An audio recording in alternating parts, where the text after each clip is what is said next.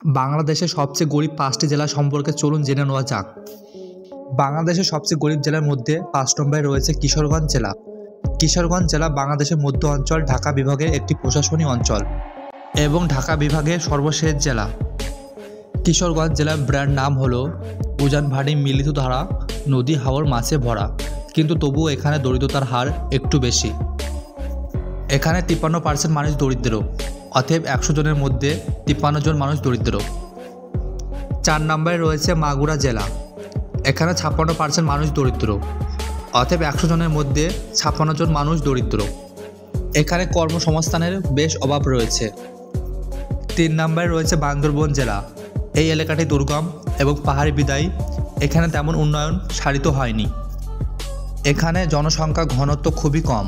এই জেলার ৬৩% মানুষ দরিদ্র সীমার নিচে বসবাস করে, অতএব ১০০ জনের মধ্যে ৬৩ জন মানুষ দরিদ্র। ২ নম্বরে রয়েছে দিনাজপুর জেলা। দিনাজপুর জেলা বাংলাদেশের উত্তর পশ্চিম অঞ্চলে রংপুর বিভাগের একটি অন্যতম প্রাচীন ও বৃহৎ জেলা। এখানে ৬৪% মানুষ দরিদ্র সীমার নিচে বসবাস করে, অতএব ১০০ জনের মধ্যে ৬৪ জনই দরিদ্র। এই এলাকার দরিদ্রতার অন্যতম কারণ হচ্ছে ভৌগোলিক অবস্থান ও অর্থনৈতিক দিক থেকে পিছিয়ে রয়েছে এই জেলাটি। ১ নম্বরে রয়েছে কুড়িগ্রাম জেলা। কুড়িগ্রাম জেলা বাংলাদেশের দরিদ্র জীবন জেলার মধ্যে ১ নম্বর।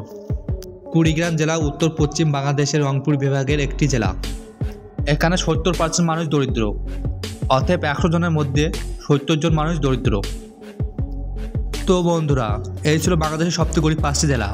ভিডিওটি ভালো লাগলে একটি লাইক করুন, আর আপনি যদি আমার চ্যানেলে নতুন হয়ে থাকেন তাহলে আমার চ্যানেলটি সাবস্ক্রাইব করুন।